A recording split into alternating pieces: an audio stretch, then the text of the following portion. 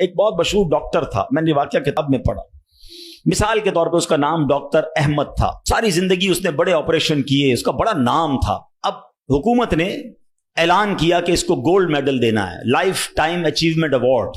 پوری زندگی اتنا کام کیا اس ڈاکٹر کو ملک کے دارالحکومت میں بلایا جائے گا اور ایک بڑی تقریب ہوگی اور اس کو گولڈ میڈل دیا جائے گا. ڈاکٹر بڑا خوش کہ اتنا بڑا ایوارڈ ملنے والا ہے. ڈاکٹر صاحب نے فلائٹ بک کی، جہاز میں بیٹھے. جیسے ہی جہاز اڑا تو کچھ دیر کے بعد جہاز موسم خراب ہو گیا اور جہاز میں کوئی پرابلم ہو گئی. تو جہاز کو راستے میں کسی چھوٹے سے ایئرپورٹ پر اتار لیا گیا. ڈاکٹر صاحب جہاز سے نکل کر عملے کے پاس جاتے ہیں کہ بھائی کب جہاز اڑے گا، میری تو وہاں بہت اہم تقریب ہے اور سارا پروگرام میرے لیے سجایا گیا ہے، میں چیف گیسٹ ہوں، مجھے گولڈ میڈل ملے گا، بتائیں دوبارہ جہاز کب اڑے گا. کسر چھوٹا سا ایئرپورٹ ہے، جہاز کا پرابلم بڑا ہے، اتنا جلدی ٹھیک نہیں ہوگا. آپ کو اگر پہنچنا ضروری ہے تو آپ کو ایک گاڑی لیں کرائے پر اور بائی کار چلے جائیں، آپ پہنچ جائیں گے اپنی تقریب سے پہلے. ڈاکٹر نے کہا یہ بھی آئیڈیا ٹھیک ہے، جہاز کے انتظار میں کہیں میرا پروگرام ہی مس نہ ہو جائے. ڈاکٹر صاحب نے گاڑی بک کی، رینٹ کار لی. جیسے ہی راستے میں گئے تو زبردست بارش، آندھی طوفان. اس اندھیرے میں، اس آندھی طوفان میں ڈاکٹر صاحب راستہ بھول گئے اور کسی مین ہائی وے سے نکل کر گاؤں کے روڈ پہ چڑھ گئے. بہت دیر تک راستے میں، اب بھوک بھی لگ رہی، کھانا بھی نہیں کھایا، اندھیرا گپ، بارش ہو رہی ہے. اچانک ایک چھوٹا سا گاؤں میں گھر نظر آیا جس میں ایک بلب جل رہا تھا. ڈاکٹر صاحب نے کہا اب تو حالت ایسی ہو گئی، دروازہ کھٹکھٹایا. ایک بوڑھی عورت نے دروازہ کھولا. کب ماں جی کچھ کھانے پینے کو ملے گا، بہت بارش ہو رہی. کہا بیٹا اندر آ جاؤ. وہ اندر چلا گیا. ماں جی نے بڑی محبت سے اسے پانی بھی دیا، کچھ کھانے کو بھی دیا. تھوڑی سانس میں آئی تو ڈاکٹر نے دیکھا کہ برابر پہ بستر پر ایک نوجوان لیٹا ہوا تھا. کہا ماں جی یہ کون ہے؟ کہا بیٹا میرا بیٹا ہے. کیا ہو گیا اسے؟ کہا اس کو بہت بڑی بیماری ہے. ماں جی علاج کیوں نہیں کرواتی؟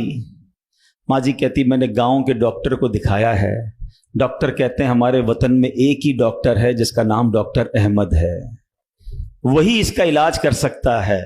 مگر بیٹا میں غریب ماں ہوں، میں اپنے بیٹے کو کہاں سے ڈاکٹر احمد کے پاس لے جاؤں؟ نہ پیسے ہیں نہ کرایہ ہے. بس روز اللہ سے دعا کرتی ہوں اے اللہ تو کارساز ہے، میرے بیٹے کو شفا دے دے یا ڈاکٹر احمد کے پاس پہنچا دے. ڈاکٹر احمد رونے لگا. کہتا ہے ماں جی میں ہی ڈاکٹر احمد ہوں اور اللہ نے مجھے تیرے گھر پہ بھیج دیا ہے.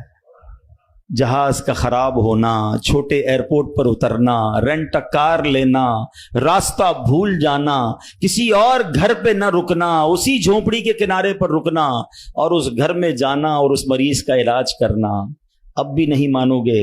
ان اللہ علی کل شیء قدیر، میرا رب جو چاہے وہ کرنے پر قادر. بس ہمارا بھروسہ ہل جاتا ہے.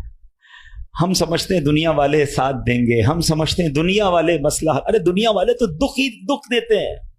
اپنا پرابلم بتاؤ تو ہنستے ہیں، ہم سے کہتے فکر نہ کرو، دوسروں کو بتاتے ہیں دیکھو اس کا یہ مسئلہ ہے، یہ فلاں کام کے لیے آیا تھا، اتنی بڑی بڑی باتیں کرتا ہے، اس کا یہ مسئلہ ہے. ہمارے مسئلے کو انجوائے کرتی ہے دنیا، کون ساتھ دیتا ہے آج؟ مگر جو ہمارے عیبوں پر پردہ ڈالنے والا، جو ہمیں بچپن سے لے کر آج تک نوازنے والا، جو ہمارے گناہ ہونے کے باوجود ہمیں عطا کرنے والا ہے، وہ ہمارا رب کریم ہے. ارے جو ہماری ماں سے زیادہ ہمیں چاہنے والا ہے، ہم اسے کیوں نہیں پکارتے؟ اس کی طرف توجہ کیوں نہیں کرتے؟ حالانکہ اس کی رحمت تو اس کے دروازے کھلے ہوئے ہیں، وہ تو دینا چاہتا ہے. مگر کاش جو توجہ ریکوائرڈ ہے، جو دل سے دعا مانگنا ہے، وہ اللہ مجھے اور آپ کو نصیب فرما دے.